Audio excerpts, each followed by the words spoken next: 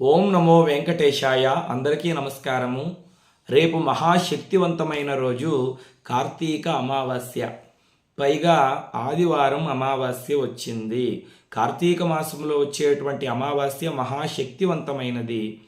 దానితో పాటుగా ఆదివారంతో కలిసి అమావాస్య వచ్చింది కాబట్టి ఈ అమావాస్య ఇంకా ఎక్కువ శక్తిని పుంజుకొని ఉంటుంది. రేపు అతి ముఖ్యంగా చేయవలసినటువంటి పనులు కొన్ని ఉన్నాయి. వాటి గురించి ఇప్పుడు చెప్తాను, శ్రద్ధగా వినండి. మన ఇంటికి తగిలినటువంటి నరదృష్టి, మన కుటుంబ సభ్యులకి తగిలినటువంటి నరదృష్టి, మన పిల్లలకు తగిలినటువంటి దృష్టి దోషాలు, నరపీడ, నరఘోష సంపూర్ణంగా తొలగిపోవాలంటే రేపు తప్పకుండా మనం కొన్ని పనులను చేయాలి. పెద్దలు ఏమని చెబుతారంటే నరుని దృష్టికి నల్లబండైనా పగిలిపోతుంది అని చెబుతారు. అందుకే సాక్షాత్తు కలియుగ ప్రత్యక్ష దైవమైన వెంకటేశ్వర స్వామికి కూడా అర్చకులు ప్రతినిత్యము 3 సార్లు దృష్టి తీస్తారన్నమాట. ఆ భగవంతుడికే ప్రతినిత్యము 3 సార్లు దృష్టి తీస్తారంటే ఇక మానవ మాతృలం మనమెంతండి?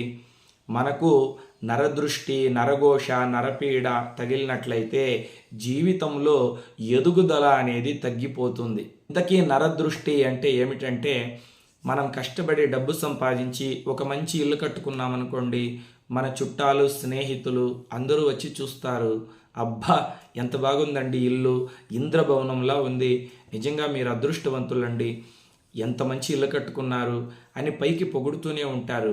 లోపల ఎటువంటి ఇల్లు మాకు లేదే, ఇటువంటి ఇల్లు మాకు కూడా ఉండింటే బాగుండు అని బాధపడుతూ ఉంటారు. వాళ్ళు బాధపడుతూ ఈర్ష్యగా ఇంటిని చూసినట్లయితే అప్పుడు నరదృష్టి తగులుతుంది, మనకు ఎదుగుదల అనేది తగ్గిపోతుంది. ఇప్పుడు ఒక మంచి కారు కొనుక్కున్నామనుకోండి, చుట్టుపక్కల వాళ్ళు, స్నేహితులు అందరూ చూస్తారు, అబ్బా భలే ఉందిరా కారు అని పొగుడుతూ ఉంటారు, లోపల ఈర్ష్య పడుతూ ఉంటారు. ఎప్పుడైతే వాళ్ళ దృష్టి దోషం తగులుతుందో అప్పుడు మన ఎదుగుదల అనేది తగ్గిపోతుంది. చక్కగా బంగారు నగలు వేసుకున్న, మంచి బట్టలు ధరించిన ఇరుగు పొరుగు వారు, స్నేహితులు అందరూ చూస్తారు, వారి దృష్టి మొత్తం మన మీదే ఉంటుంది. అప్పుడు మనకు నరదృష్టి తగులుతుందన్నమాట. అప్పుడు మన ఎదుగుదల అనేది క్షీణిస్తుంది. నరదృష్టి అంటే అదన్నమాట. ఇక నరఘోష అంటే ఏమిటంటే ఇల్లు నిర్మించేటప్పుడు, అంటే ఇల్లు కట్టేటప్పుడు ఈ చీమలు, దోమలు చనిపోయి ఉంటాయి. అదేవిధంగా మేస్త్రీలు ఇటుకలను పేర్చేటప్పుడు తొండలు, బల్లులు ఇవన్నీ కూడా చనిపోయి ఉంటాయి. అదేవిధంగా కూలీలు ఇల్లు కట్టేటప్పుడు వాళ్ళ చేతికో కాలికో దెబ్బ తగిలి ఆ ఇంట్లో రక్తం చిందించి ఉంటే అక్కడకు దుష్ట శక్తులు ప్రవేశించి ఉంటాయి అన్నమాట. దాన్ని నరపీడ అని పిలుస్తారు. నరదృష్టి, నరపీడ తగిలితే ఆ ఇంట్లో ఎలా ఉంటుందంటే ఎప్పుడు ఇంట్లో ఏదో ఒక చీకాకు, భార్యాభర్తలు ప్రతినిత్యము గొడవ పడుతూనే ఉంటారు. చిన్న చిన్న విషయాలకు కూడా పెద్దగా గొడవ చేసుకుంటూ ఉంటారు. ఇంట్లో పడుకుంటే నిద్ర పట్టదు, చేతులు కాళ్ళు విపరీతంగా నొప్పులు పుడుతూ ఉంటాయి. ఒక్కొక్కసారి నిద్ర మాత్ర వేసుకున్నా కూడా నిద్ర పట్టదు. చెవు దగ్గర ఎవరో మాట్లాడుతున్నట్లు అనిపిస్తూ ఉంటుంది. మన చుట్టూ ఎవరో తిరుగుతూ ఉన్నట్లు అనిపించడము, విపరీతంగా చెడ్డ కళలు రావడము, ఏదో తెలియనటువంటి భయము, ఆందోళనలు కలిగినట్లయితే మన ఇంటికి నరదృష్టి బాగా ఉంది, మన ఇంట్లో నరపీడ ఉంది అని మనం అర్థం చేసుకోవాలి. విపరీతంగా తలనొప్పి, రోజు రోజుకి క్షీణించిపోతామన్నమాట, సన్నగా అయిపోతామన్నమాట. కొంతమంది ఏంట్రా ఈ మధ్యన సన్నబడిపోతున్నావు అని అడుగుతూ ఉంటారు. మనకు తెలియకుండా మనమే సన్నబడిపోతాం. ఆహారము తినబుద్ధి కాదు, తిన్నా జీర్ణం కాదు. ఇవంతా కూడా నరదృష్టి పరిణామాలే.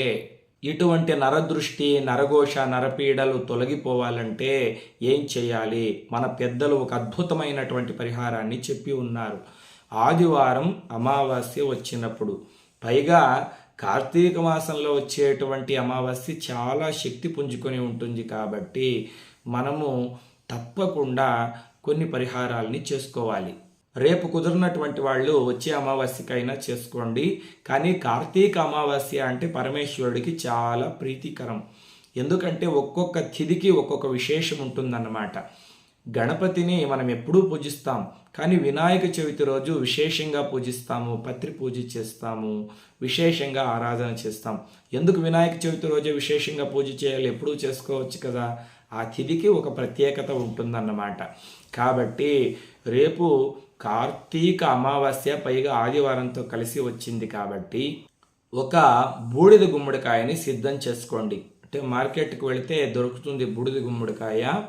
ఆ బూడిద గుమ్మడికాయను తెచ్చేటప్పుడు కాండం ఉన్నదాన్ని తీసుకొని రండి. అంటే తొటం ఉండాలి. తొంటం లేనటువంటి బూడిద గుమ్మడికాయ పనికిరాదు.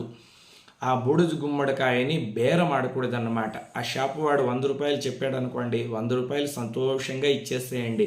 నేను 80 ఇస్తాను, 70 ఇస్తాను, ఇస్తారా లేకపోతే పక్క షాప్కి వెళ్ళిపోమంటారా అని బేరం ఆడకండి. అది పరమేశ్వరుడి స్వరూపం కాబట్టి భక్తిగా ఆ గుమ్మడికాయని తీసుకొని రండి. తొక్కే దారిలో పెట్టకండి. కొంతమంది ఇంతకుముందే వాళ్ళు తెచ్చేటప్పుడు ఎక్కడైనా దారిలో పెట్టేసి ఉంటారేమో, అది మనకు తెలియదు కదా. మనం తీసుకున్న తర్వాత దాన్ని ఎక్కడా తొక్కేటువంటి దారిలో ఉంచకూడదు. కొంతమంది బూడిద గుమ్మడికాయని ఇంటికి తెచ్చిన తర్వాత ఒక పిచ్చి పని చేస్తూ ఉంటారు. బకెట్లో నీళ్లు పోసుకొని కడిగేస్తూ ఉంటారు. అలా కడగకూడదు. అలా కడిగినట్లయితే దాని శక్తి నశిస్తుంది. బూడిద గుమ్మడికాయ పైన బూడిద ఉండాలి. పరమేశ్వరుడికి భస్మం అంటే చాలా ప్రీతి కదా. కాబట్టి తప్పకుండా దాని మీద బూడిద ఉండాలి. దాన్ని కడగకూడదు, ఎక్కడా తొక్కే దారిలో పెట్టకూడదు.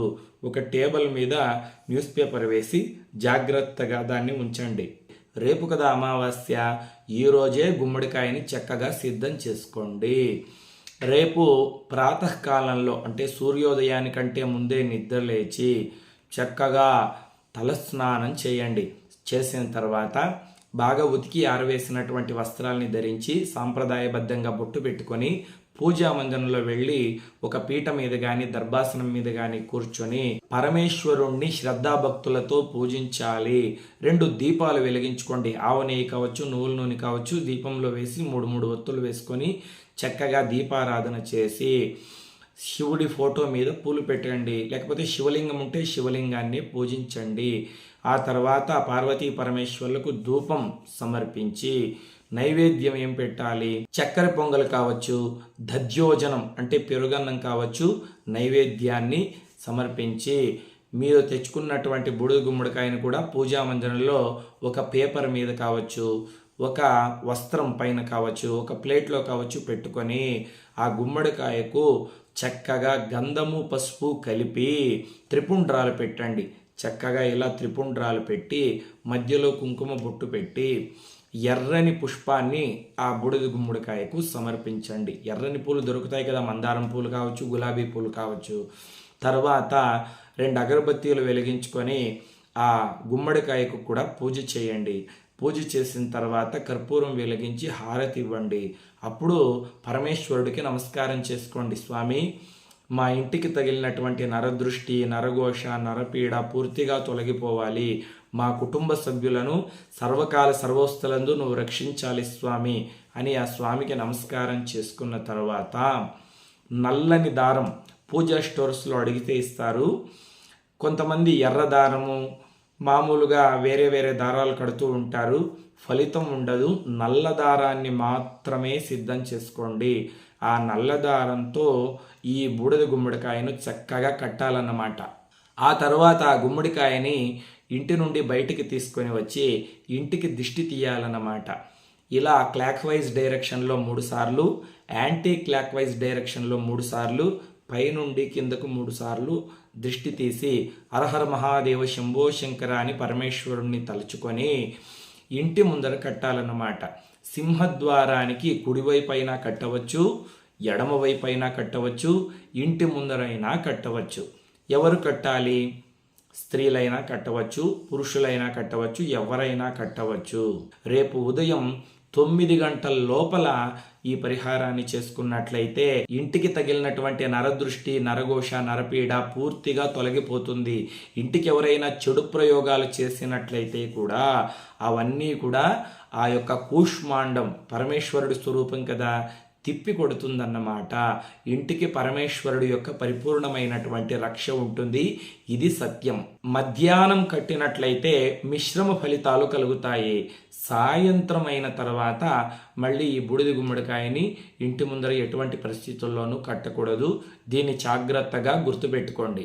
ఇది కట్టిన కొన్ని రోజులకే కుళ్ళిపోయిందనుకోండి, మన ఇంటిపైన నరదృష్టి ఎక్కువగా ఉంది అని అర్థం.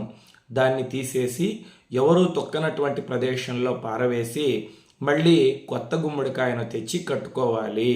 అంటే ఆదివారం రోజు తెచ్చి కట్టుకోవడం మంచిది.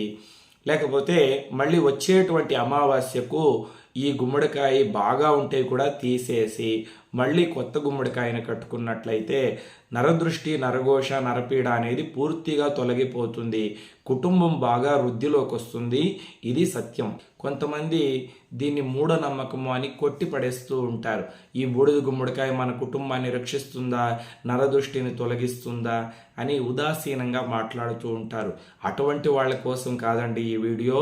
నమ్మకంతో మనము శివుణ్ణి పూజించి బూడిద గుమ్మడికాయని కట్టినట్లయితే ఆ శివయ్య తప్పకుండా మనల్ని రక్షిస్తాడు. ఇది నిజం. ఇప్పుడు మనం భగవంతుడికి షోడశోపచార పూజ చేసినప్పుడు ధ్యానం సమర్పయామి, ఆవాహయామి అని ఒక కలశంలో కావచ్చు, ఒక విగ్రహంలో కావచ్చు ఆవాహన చేసి పూజిస్తాము. ఆవాహన చేస్తే భగవంతుడు ఆ కలశంలోకి, విగ్రహంలోకి వచ్చేస్తాడా? ఎక్కడ చూపించండి అని వితండవాదంగా మాట్లాడేటువంటి వాళ్లకు మనం ఏం సమాధానం చెప్పగలం? భగవంతుడు ఆ కలశంలో ఉన్నాడు, ఆ విగ్రహంలో ఉన్నాడు అని మనం నమ్మి పూజిస్తే తప్పకుండా భగవంతుడు మనల్ని రక్షిస్తాడు. దేనికైనా నమ్మకమే ప్రధానం. అదేవిధంగా గుమ్మడికాయతో పాటు కొంతమంది ఎర్రని వస్త్రంలో పటిక, అదేవిధంగా కొబ్బరికాయను కూడా కడుతూ ఉంటారు. కొబ్బరికాయ కూడా పరమేశ్వరుడి స్వరూపము. కొబ్బరికాయ కూడా 3 కళ్ళు ఉంటాయి కదా. అదేవిధంగా పటిక మహాశక్తివంతమైనటువంటి ధాతువు అన్నమాట. పూజా స్టోర్స్లో అడిగితే ఇస్తారు, తెల్లగా ఉంటుంది పటిక అని. దాన్ని కూడా బూడిద గుమ్మడికాయతో పాటు కడితే చాలా మంచిది. ఇలా మనము ఇంటికి ఉన్నటువంటి దృష్టి దోషాలని పూర్తిగా తొలగించుకోవచ్చు. అదేవిధంగా వ్యాపార స్థలంలో మీకు షాప్ ఉందనుకోండి, షాపు దగ్గర కూడా ఈ పరిహారాన్ని చేసుకోవచ్చు. ఇలా మన వ్యాపార స్థలానికి, ఇంటికి తగిలినటువంటి నరదృష్టిని, నరఘోషను తొలగించుకోవచ్చు. ఇక కుటుంబ సభ్యులకి తగిలినటువంటి నరదృష్టిని ఎలా తొలగించుకోవాలంటే, మీ భర్తకు కావచ్చు, పిల్లలకు కావచ్చు, ఎలా ఈ ఆదివారం అమావాస్య రోజు దిష్టి తీయాలంటే ఒక ప్లేట్లోకి కాస్త నీళ్లు పోసుకోండి, పసుపు వేయండి. ఆ పసుపు నీళ్లలోకి కాస్త సున్నం వేయండి. ఆ నీళ్లు ఎర్రగా మారిపోతుంది. దాని మీద ఒక తమలపాకు ఉంచి కాస్త కల్లుప్పుని పోసి ఒక నిమ్మకాయని తీసుకుని కత్తితో కోయండి. సగం ఉప్పుని ఆ కల్లుప్పు మీద పెట్టి దానికి కాస్త కుంకుమ పూసి ఆ నిమ్మకాయ ఉప్పుకి దాని మీద కర్పూరం వెలిగించి ఇంట్లో నుండి బయటికి రమ్మని చెప్పండి. ఇంటి బయట క్లాక్ వైజ్ డైరెక్షన్లో 3 సార్లు, యాంటీ క్లాక్ వైజ్ డైరెక్షన్లో 3 సార్లు దిష్టి తీసి ఎక్కడైనా దూరంగా పోసేసేయండి, ఎవరు తొక్కనటువంటి ప్రదేశంలో. ఆ తర్వాత ఇంట్లోకి వెళ్ళి స్నానం చేసుకొని బట్టలు మార్చుకోమని చెప్పండి. వాళ్ళకు ఉన్నటువంటి నరదృష్టి పూర్తిగా తొలగిపోతుంది. ప్రతి అమావాస్యకు ఒకసారి ఇలా భర్తకు, పిల్లలకు దృష్టి తీసినట్లయితే ఆ నరదృష్టి పూర్తిగా తొలగిపోతుంది. ఇక మీరు కూడా స్నానం చేసుకొని సాయంత్రము తులసి కోట దగ్గర, సింహద్వారం దగ్గర దీపాలు వెలిగించి సాయంత్రం కూడా పార్వతీ పరమేశ్వరుని పూజించండి. ఆ పార్వతీ పరమేశ్వరుల అనుగ్రహం చేత మీరు, మీ కుటుంబము 10 కాలాల పాటు ఆయురారోగ్యాలతో సంతోషంగా ఉంటారు. మీ అందరికీ చక్కగా అర్థమైందని భావిస్తూ ఉన్నాను. లోకా సమస్తా సుఖినో భవంతు. స్వస్తి.